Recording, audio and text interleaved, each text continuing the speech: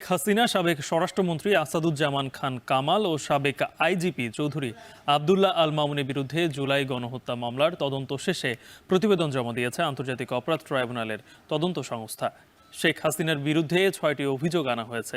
সেখানে আছেন সহকর্মী মশিউর অনিক, সরাসরি যুক্ত হচ্ছে অনেকের সঙ্গে। অনেক, কি কি অভিযোগ আনা হয়েছে অভিযোগদের বিরুদ্ধে, আর শুনানি কবে থেকে শুরু হতে পারে?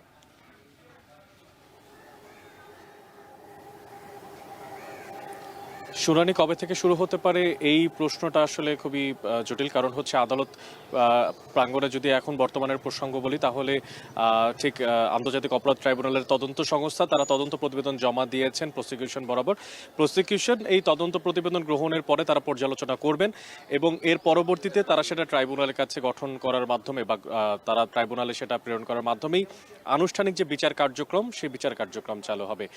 গালিব, আমি আপনাকে একটু জানিয়ে রাখতে চাই, 6টা অভিযোগ কিন্তু শেখ হাসিনা, সাবেক প্রধানমন্ত্রী শেখ হাসিনার বিরুদ্ধে আনা হয়েছে এবং সেই 6টা অভিযোগ, সেই 6টা অভিযোগের মধ্যে কিন্তু আছে গণহত্যায় সরাসরি মদদ দেওয়া, এছাড়াও হচ্ছে ঠিক সাবেক প্রধানমন্ত্রী শেখ হাসিনা থেকে কিভাবে স্বরাষ্ট্রমন্ত্রী আসাদুজ্জামান কামালের কাছে যেই নির্দিষ্টভাবে যে সমস্ত হুকুমগুলো সেই সময় দেওয়া হয়েছিল জুলাই আগস্টের প্রেক্ষাপটে, সেগুলো কোন প্রাসঙ্গিকতাতে দেওয়া হয়েছিল এবং পরবর্তীতে আসাদুজ্জামান কামাল থেকে কিভাবে পুলিশের সেই সময়কার যিনি আইজিপির ভূমিকা পালন করছিলেন চৌধুরী আবদুল্লাহ আল মামুন, তার কাছে কি ঘোষণা গেছে, এই পুরো প্রেক্ষিতে কিন্তু আসলে বর্ণনা করা হয়েছে। তো সকালের ঘটনা আপনাকে একটু জানাতে চাই। সকালে আন্তর্জাতিক অপরাধ ট্রাইব্যুনালের 3জন তদন্তকারী সংস্থার কোঅর্ডিনেটর ছিলেন, এছাড়াও যিনি তদন্ত করেছেন তিনি এবং আরও একজন সদস্য, যারা একসঙ্গে হয়ে চিফ প্রসিকিউটর বরাবর তার সঙ্গে দেখা করেন এবং আনুষ্ঠানিকভাবে তার কাছে তদন্ত প্রতিবেদন তুলে দেন।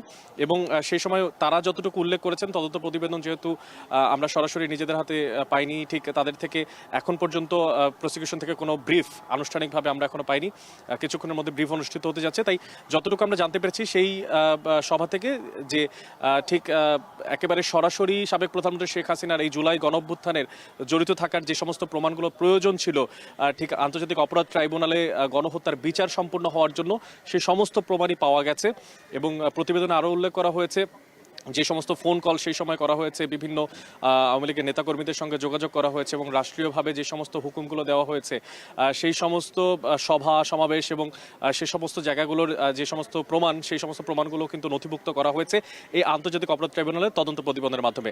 এবং যে কথাটা আপনি বলছিলেন যে ঠিক কবে নাগাদ শুরু হতে পারে, শুরুতেই বলছিলাম, আমি আবারও বলছি যে সেটা আসলে আনুষ্ঠানিকভাবে শুরু হবে তখনই যখন ট্রাইব্যুনালের কাছে তদন্ত প্রতিবেদন যাবেন। কিন্তু এই দায়িত্বটা তদন্ত সংস্থার নয়, এই দায়িত্বটা হচ্ছে চিফ প্রসিকিউটরের এবং তারা পরবর্তী ডেটে, আজকের যেমন দিন ধার্য ছিল শুধুমাত্র এই আন্তর্জাতিক অপরাধ ট্রাইব্যুনালে এই জুলাই আগস্টের গণহত্যার যেই শেখ হাসিনা, সাবেক প্রধানমন্ত্রী শেখ হাসিনা, আবদুল্লাহ আল মামুন স্বরাষ্ট্রমন্ত্রী, তাদের বিরুদ্ধে যে সমস্ত যেই অভিযোগটা আনা হয়েছে সেই অভিযোগের আঙ্গিকে তদন্ত প্রতিবেদন জমা দেওয়ার শেষ পর্যন্ত বলা যায় যে সেই তদন্ত প্রতিবেদন জমা হচ্ছে। এবং এর মাধ্যমে গত কিছুদিন ধরে যে সমস্ত প্রেক্ষাপটগুলো উঠে আসছিল, আওয়ামী লীগের নিষিদ্ধ থেকে শুরু করে অন্যান্য যে সমস্ত প্রসঙ্গ, সেগুলো অনেক বেশি পাকাপোক্ত হয়েছে বলে প্রসিকিউশনের একজন সদস্য আমাদেরকে জানিয়েছেন এবং বলেছেন যে এর মাধ্যমে আর কোনো ধরনের জুলাই আগস্টের গণহত্যার বিচারে অন্তত পক্ষে সাবেক প্রধানমন্ত্রী শেখ হাসিনা পার পাওয়ার কোনো সুযোগ আর রইল না।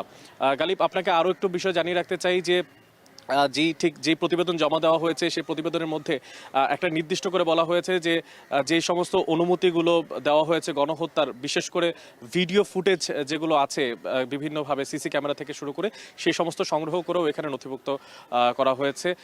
তো গালিব, এই ছিল আন্তর্জাতিক অপরাধ ট্রাইব্যুনাল থেকে এখন পর্যন্ত আমার কাছে থাকা সবশেষ। সাবেক প্রধানমন্ত্রী শেখ হাসিনা, সাবেক স্বরাষ্ট্রমন্ত্রী ও সাবেক আইজিপির বিরুদ্ধে জুলাই গণহত্যা মামলা তদন্ত শেষে প্রতিবেদন জমা দেওয়া হয়েছে আজকে আন্তর্জাতিক অপরাধ ট্রাইব্যুনালে। সেই বিষয়ে বিস্তারিত জানাচ্ছিলেন সহকর্মী মশিউর অনিক।